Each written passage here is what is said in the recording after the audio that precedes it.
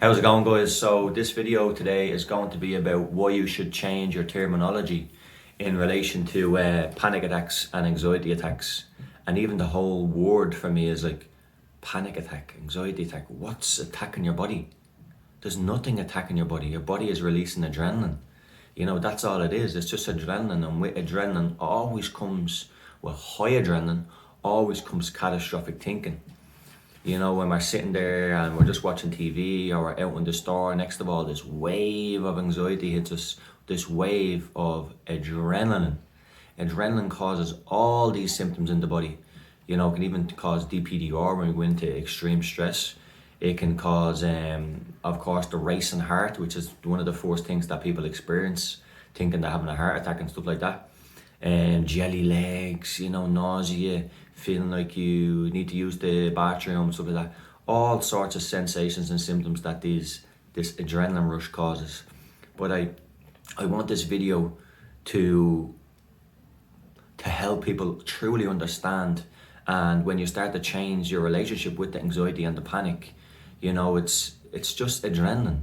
It's adrenaline flooding around the body and causing all these sensations. And because, you know, we will get into talking about first fear and second fear. So, you know, when the first bit of fear comes into the body, which is the adrenaline, you know, that should usually always last between 5 to max probably 20 minutes should be an adrenaline rush. Then you feel the adrenaline dump after, which is like, you're just drained, and because it's, you know, the body, it wreaks havoc on the body.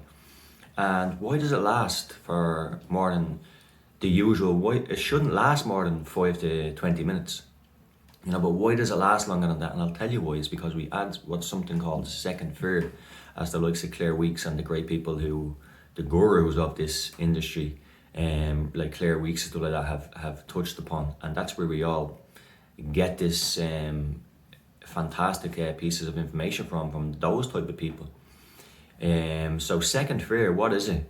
This is the reason why panic attacks, which is just adrenaline, lasts for so long in the body. It's because of the thoughts that come after, that come with this adrenaline response. So the beating heart, okay, you just experienced an adrenaline rush. Of course the heart's going to beat. You think you're in danger, the fight and flight response kicks in. You're not truly in danger, but you start to think you're having a heart attack. And you start to think you're losing your mind because you're probably feeling DPDR with it.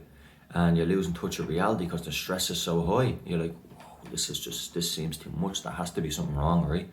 No, harmless physical sensations of anxiety. That's what's happening to your body. So second fear, we'll keep touching on it. And we'll go on to, am I having a seizure? Am I having a stroke? Am I going to collapse? Or is this my last couple of seconds on earth? Am I just going to drop dead? It's no wonder this adrenaline rush that's only supposed to last 5 to 20 minutes lasts hours, can stay with you for weeks, or days upon days upon days upon days upon weeks upon weeks upon weeks. It's because we're attaching second fear. We're thinking that the normal sensations of an anxiety rush or an adrenaline rush, or what you, as we don't want to call it anymore, panic attack, there's nothing attacking the body. It's adrenaline, guys. It's excess adrenaline in the body. And that's what's causing all these symptoms. And because we're having these reactions in normal situations, like we're not being chased by a lion, we're not being chased by a man with a gun, yet the amygdala is firing, firing, firing. And this response is repeatedly in our lives. And it will stay like that unless we learn the true mechanism of the disorder. And when we stop indulging in second fear, there's nothing truly wrong with us. I had this disorder for 10 whole years. I know people who've had it for most of their lives, 20, 25 years, 30 years. Nothing's ever happened to them. They've just stayed stuck in a cycle and they haven't moved out of it. They haven't indulged in the techniques and the behaviors and the methods to get them out of it. They've stayed stuck in adding second fear. Am I going to die? For years upon years upon years, I thought I was having a heart attack, called ambulance to my house. I was engaging in all these things that, and it's at no fault of our own, because it's a really difficult thing to go through, like, especially when you haven't got the knowledge. It's a very hard thing to sit there with an anxiety pumping through your body, adrenaline pumping through your body, and thinking, oh, it's just adrenaline. It's hard, and it only comes with repetition of, learning a new response. And that's what we're going to talk about today, learning a new response, that when anxiety comes on, we got to retrain that muscle. We've trained it already to think the worst. We've trained our bodies to, when we have the adrenaline surge in the body, we have to get up, we have to move, we have to read the Claire Weeks books, we have to drink the water, we have to put ice on our hands, we have to call an ambulance to our house, we have to ring someone for reassurance. Why? Those type of behaviours is what's keeping you stuck in the cycle. And it kept me stuck for many years. 10 years this disorder took my life.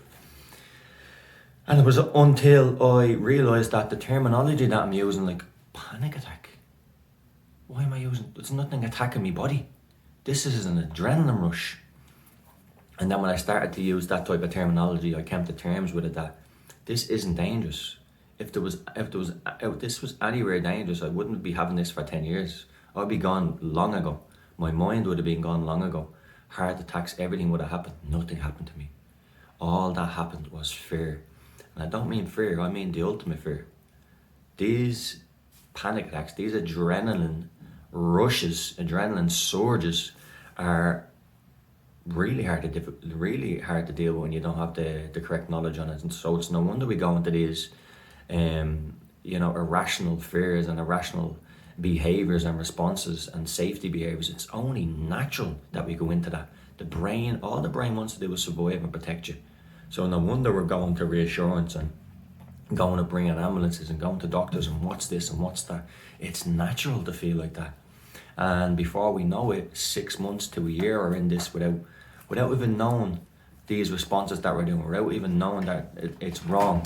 We're doing them anyway because it's a natural way to get rid of the anxiety.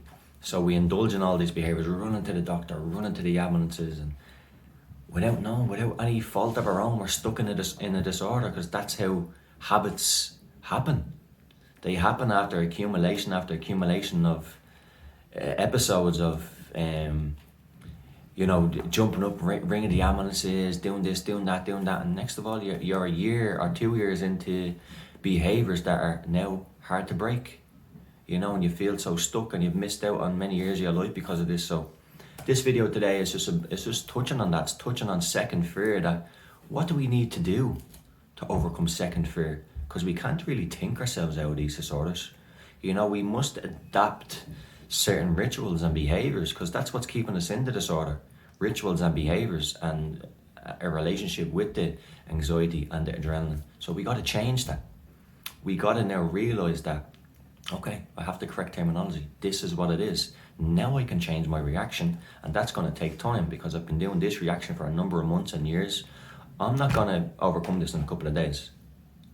So you got to have a plan, and the plan is simple. You've got to understand that when this rush comes on, you tell yourself, this is just adrenaline, and it always passes. Adrenaline will always hit a peak and always come back down. And I told you that response is usually between 5 to 20 minutes is a max response for adrenaline.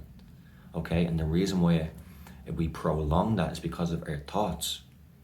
The adrenaline response won't go down if we're constantly pumping it with fearful thoughts of, but what if this is a heart attack? What if I collapse? Then the adrenaline just keeps coming and coming, wave after wave after wave after wave, until we're totally exhausted. And next of all, we're losing weight and not eating and not going anywhere. We're stuck to our houses. We've quit our jobs. We've, our relationships with friends and spouses crumble because of the patterns of behaviors that we're picking up. And it's an awful cycle, guys. It's an awful cycle. I was in it for 10 years. And yeah, it wasn't until I gained this type of knowledge and hitting rock bottom where I decided I have to change everything. And again, guys, we can't think ourselves out of these disorders. We've got to act against the habits that are keeping us in the cycle, which is the safety behaviors, the avoidance behaviors. We got to act on those. We got to slowly get them out of our lives and start to integrate normality again. We got to almost learn how to relive again, especially the people who are, I wouldn't say agoraphobic, but you've agoraphobic tendencies. Yes, some people may have agoraphobia to an extreme where they haven't left their house in months and stuff like that. So, You know, and that's fine. There's still a way out of that. You know, it's just it's just agoraphobia on a different level. And most people just have agoraphobic tendencies. Yet they say, oh, I have agoraphobia and I can't do this. You have agoraphobic tendencies. What that means is you get adrenaline rushes, let's not say panic attacks.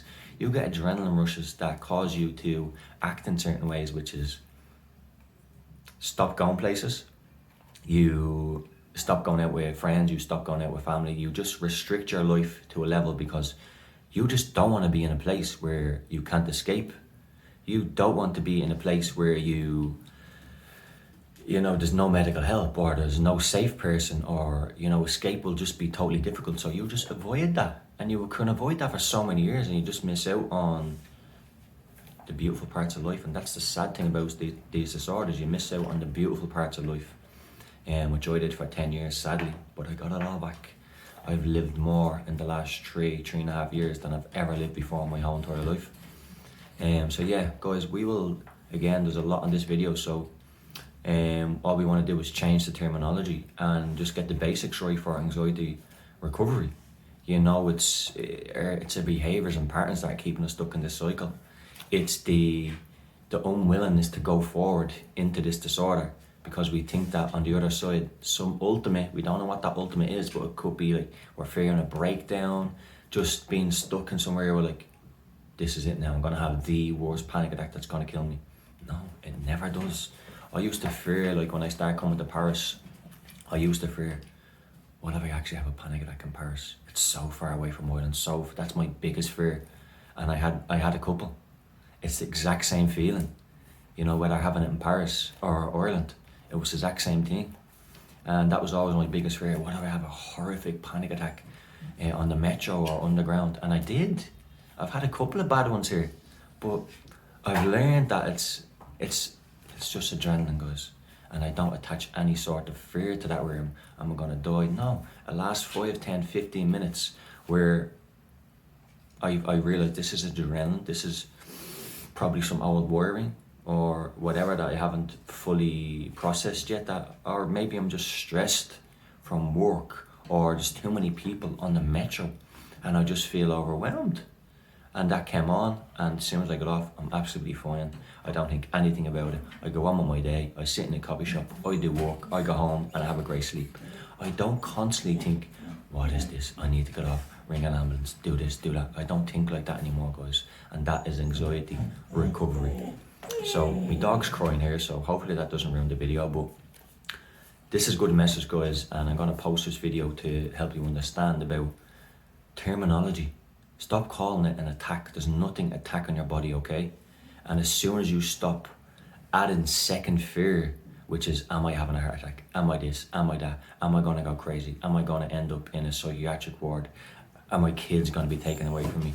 All those type of feelings, all those thoughts are what's prolonging your state of anxiety and panic. Your adrenaline response will not shut down because you're constantly bombarding it with these fearful thoughts. So I hope that message really hits home for some people. And remember, you can't think yourself out of this disorder. You can gain all the best information and then you gotta take action.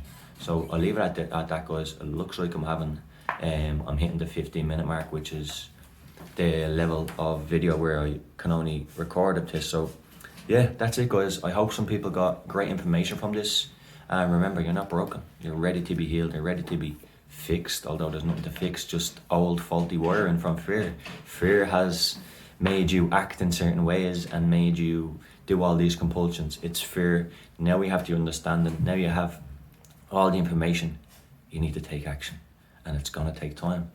You know, it doesn't take a couple of days, it takes a couple of months, not years, months.